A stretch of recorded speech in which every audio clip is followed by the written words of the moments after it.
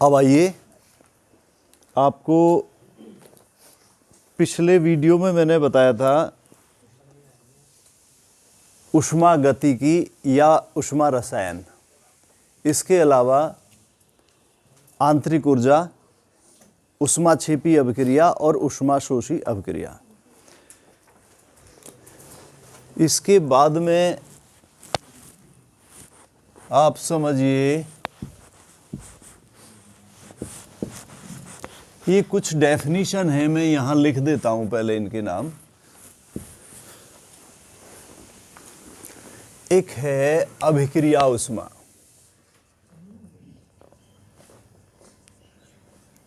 अभिक्रिया ऊष्मा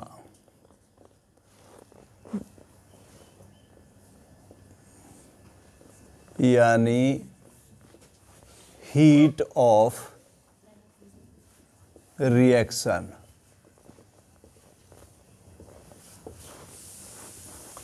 नंबर 2 उत्पादन ऊष्मा,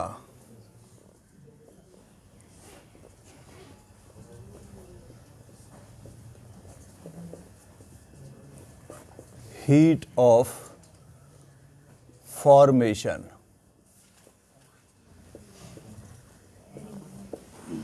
नंबर 3 दहन ऊष्मा,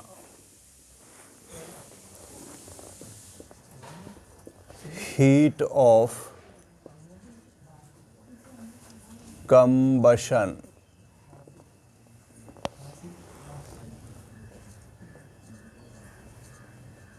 विलयन ऊष्मा,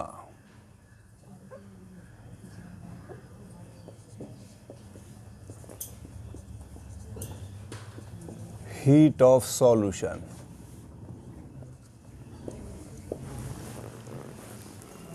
तो देखिए, सबसे पहले आप समझिए अभिक्रिया ऊष्मा किस तरीके से डिफाइन करेंगे इसको। किसी रासायनिक समीकरण द्वारा, मान लीजिए कोई भी रासायनिक समीकरण है, आप समझने के तौर पर इनमें से ले सकते हैं, ये सामने लिखी हुई हैं कुछ रिएक्शन।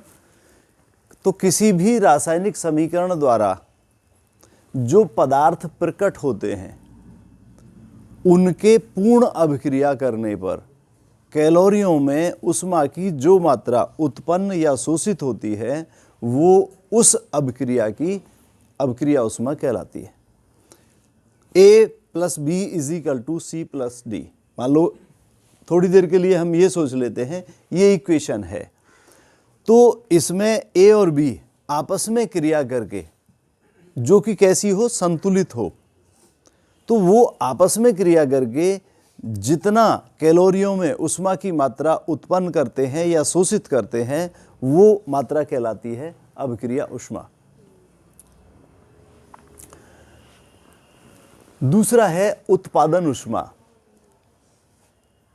अच्छा, इससे पहले इसको समझ लीजिए अभी थोड़ा सा और, कि ये जो अभिक्रिया ऊष्मा होती है इसको डेल्टा REC और कैपिटल H के द्वारा रिप्रेजेंट करते हैं।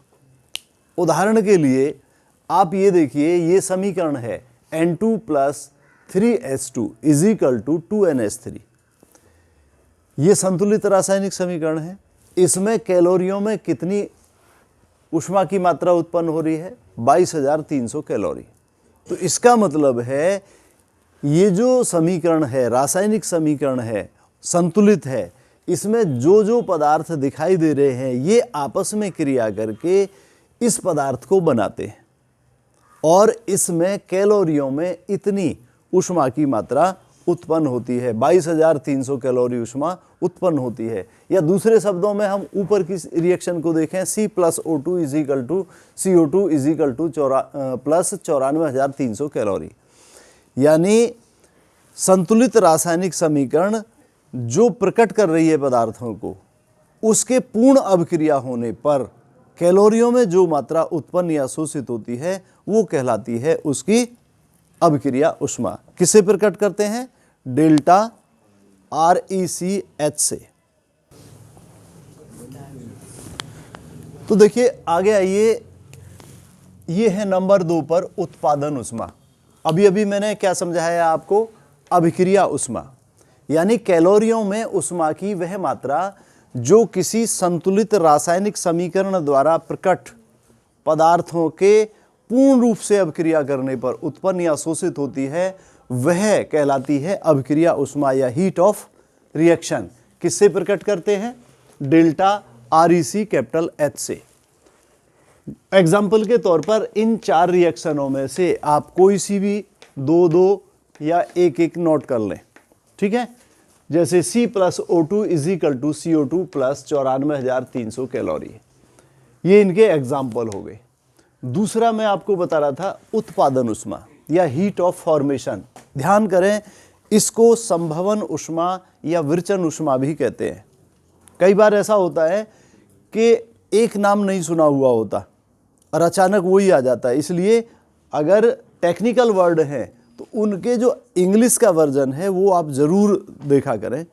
एक बार की मैं घटना बता रहा हूँ, बच्चों को हमने पढ़ाया केवल ये उत्पादन उष्मा के नाम से, अब उसमें पेपर में बोर्ड के में आ गया संभवन उष्मा, लेकिन आपको ध्यान है इंग्लिश वर्जन जो इसका नाम है technical word heat of formation, वो इंग्लिश में हीट ऑफ फॉर्मेशन ही था। अब जो बच्चे ठीक ठाक थे उन्होंने तो वो इंग्लिश वर्जन देखा उसका और समझ गए कि संभवन उष्मा क्या है, हीट ऑफ फॉर्मेशन है, अर्थात उत्पादन उष्मा है, तो वो तो लिखे आए उसकी डेफिनेशन। और बाकी जो है अनुज जी हमने तो पढ़ा ही नहीं था ये संभवन उष्मा। तो आप जो अंग्रेजी की टर्म हैं उनको जरूर याद किया करें आगे चल के। तो समझिए इसको उत्पादन उष्मा क्या है कि देखिए उत्पादन उष्मा जैसा कि इसका नाम है उत्पादन या फॉर्मेशन, किसी भी यौगिक का 1 मोल बनने में, अब 1 मोल बनेगा किसी यौगिक का तो तत्वों के अवयवी जो तत्व हैं उनके द्वारा बनेगा, तो किसी भी यौगिक का 1 मोल उसके अवयवी तत्वों से बनने में जितनी उष्मा उत्पन्न या शोषित होते हैं कैलोरियों में, उसकी मात्रा ही क्या कहलाती है, उसकी उत्पादन उष्मा। जैसे उदाहरण के लिए आप ये देखिए 1 मोल CO2 है, 1 मोल CO2 किसके द्वारा बन रही है? कार्बन का 1 मोल और ऑक्सीजन का 1 मोल, इन दोनों के संयोग से ये उसके हो गए CO2 के अवयवी तत्व, इनके संयोग से बना CO2। तो CO2 का 1 मोल बनने में 94,300 कैलोरी उष्मा उत्पन्न हुई, इसलिए CO2 का जो उत्पादन उष्मा है वो कितनी है? 94,300 कैलोरी। या दूसरा एग्जाम्पल है अमोनिया के 2 मोल बनने में 22,300 कैलोरी उष्मा उत्पन्न हो रही है, डेफिनेशन के अनुसार कितने में होती है? 1 मोल के बनने में। तो एक बार फिर सुन लीजिए कि किसी भी तत्व या यौगिक के 1 मोल का उसके अवयवी तत्वों द्वारा बनने में या बनाने में कैलोरियों में उष्मा की जो मात्रा उत्पन्न या शोषित होती है वो कहलाती है उसकी उत्पादन उष्मा। यहाँ पर अमोनिया की उत्पादन उष्मा 2 मोल की किया है 22,300, तो 1 मोल की कितनी हो जाएगी? इसकी आधी, अर्थात 11,150 कैलोरी। तो अमोनिया की जो उत्पादन उष्मा है वो 11,150 कैलोरी होती है। नेक्स्ट नंबर दहन उष्मा या हीट ऑफ कंबसन। जैसा कि इसका नाम है, किसी भी तत्व या यौगिक के 1 मोल का पूर्ण दहन करने पर कैलोरियों में उष्मा की जो मात्रा उत्पन्न होती है वो उस तत्व या यौगिक का क्या कहलाती है? दहन उष्मा। और इसको किससे प्रकट करते हैं? डेल्टा COM कैपिटल H से। जैसा आप यहां पर देखें ये CO2 है, इस रिएक्शन में क्या बन रहा है? CO2, C + O2 = CO2। यहां पर कार्बन का 1 मोल का पूर्ण दहन करने पर कितनी उष्मा उत्पन्न हो रही है कैलोरियों में? 94,300 पूर्ण दहन करने पर। यदि आंशिक दहन करते हैं, यहां समझने की बात है कि देखिए अगर C + ½ O2 करेंगे तो CO कार्बन मोनोऑक्साइड बनेगी और इस प्रक्रिया में 26,300 कैलोरी उष्मा उत्पन्न होती है। तो ये उसकी उत्पादन उष्मा नहीं है। क्यों नहीं है? क्योंकि इसमें पूर्ण दहन नहीं हो रहा है, आंशिक दहन हो रहा है। अगर हम फिर इस कार्बन मोनोऑक्साइड का दहन करते हैं तो ये क्या बनाती है, CO2, और इस प्रक्रिया में 68,000 कैलोरी ऊष्मा उत्पन्न होती है। अब देखेंगे यदि हम दोनों को जोड़ते हैं तो ये C+O2 जो कॉमन है उसको काट दीजिए, दोनों तरफ जोड़ दीजिए, तो C+O2 क्या हो जाएगा, CO2। इन दोनों को जोड़ेंगे तो वही 94,300 कैलोरी ऊष्मा उत्पन्न होती है। तो कार्बन की जो दहन ऊष्मा है कितनी है, 94,300 कैलोरी, ना कि 26,300 कैलोरी। क्यों, क्योंकि 26,300 कैलोरी ऊष्मा उत्पन्न हो रही है कार्बन के आंशिक दहन से, पूर्ण दहन नहीं हो रहा है यहाँ पर। तो पूर्ण दहन पर कितनी होती है, 94,300 कैलोरी ऊष्मा। तो समझ गए होंगे, एक बार फिर समझ लीजिए कि किसी भी तत्व का एक मोल का या यौगिक के एक मोल का पूर्ण दहन करने पर कैलोरियों में जितनी मात्रा ऊष्मा की उत्पन्न होती है वो कहलाती है उसकी दहन ऊष्मा। एक और एग्जाम्पल मैंने यहाँ दिया है, देखिए ये मीथेन है, मीथेन का पूर्ण दहन कर रहे हैं तो CO2 और जल वाष्प ये दो प्रोडक्ट प्राप्त हो रहे हैं। इस प्रक्रिया में कितनी कैलोरियों में मात्रा उत्पन्न हो रही है, 21,000 कैलोरी। तो मीथेन का एक मोल का पूर्ण दहन करने पर 21,000 कैलोरी ऊष्मा उत्पन्न हो रही है। तो मीथेन का जो दहन ऊष्मा है वो कितनी है, 21,000 कैलोरी।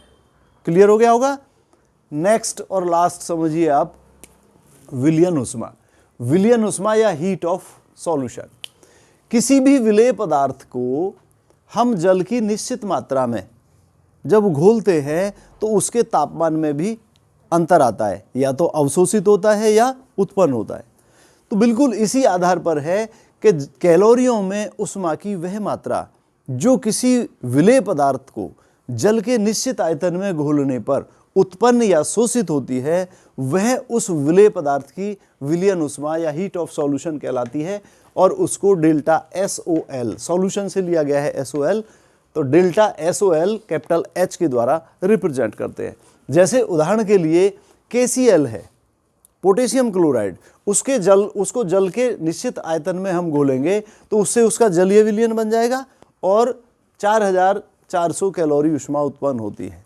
या मैग्नीशियम सल्फेट है, उसको जल में घोलते हैं तो उसका जलीय विलयन बन जाता है और 20,800 कैलोरी ऊष्मा अवशोषित होती है। तो ये उसकी क्या कहलाती है, विलयन ऊष्मा। तो इस तरीके से ये चारों डेफिनेशन एक बार फिर देख लीजिए।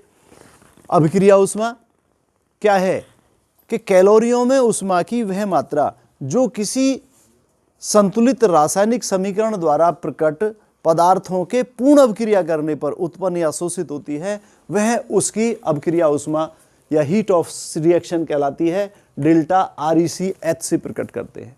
दूसरी है उत्पादन ऊष्मा। जैसा कि इसका नाम है उत्पादन ऊष्मा का, कैलोरियों में ऊष्मा की वह मात्रा जो किसी तत्व या यौगिक के एक मोल के उसके अवयवी तत्वों से बनाने में उत्पन्न या शोषित होती है वह उस पदार्थ की हीट ऑफ फॉर्मेशन कहलाती है, और उसको डेल्टा FOR कैपिटल H से रिप्रेजेंट करते हैं।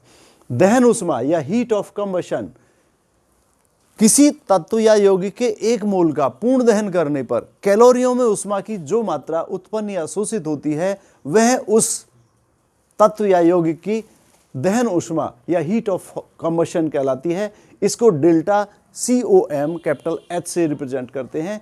जैसे आप देख रहे हैं कार्बन की दहन ऊष्मा 94,300 कैलोरी है, ना कि 26,300 कैलोरी। देखिए यहाँ पर रिएक्शन आप देख रहे हैं, कार्बन का एक मोल का आंशिक दहन कर रहे हैं तो कार्बन मोनोऑक्साइड प्राप्त हो रही है और 26,300 कैलोरी ऊष्मा उत्पन्न हो रही है। तो ये पूर्ण उसका दहन नहीं हो रहा है बल्कि आंशिक दहन हो रहा है। पूर्ण दहन इसके तहत होता है, तो इसकी जो दहन ऊष्मा है 94,300 कैलोरी है। और चौथा है विलयन ऊष्मा। विलयन ऊष्मा जैसा कि मैंने अभी बताया कि जब हम किसी विलेय पदार्थ को जल के निश्चित मात्रा में घोलते हैं तो विलेय पदार्थ के एक मोल को जल के निश्चित आयतन में घोलने पर कैलोरियों में जो मात्रा ऊष्मा की उत्पन्न या शोषित होती है वह उस विलेय पदार्थ की विलयन ऊष्मा कहलाती है, जैसा आप लोगों के ये एग्जाम्पल दिए हुए हैं।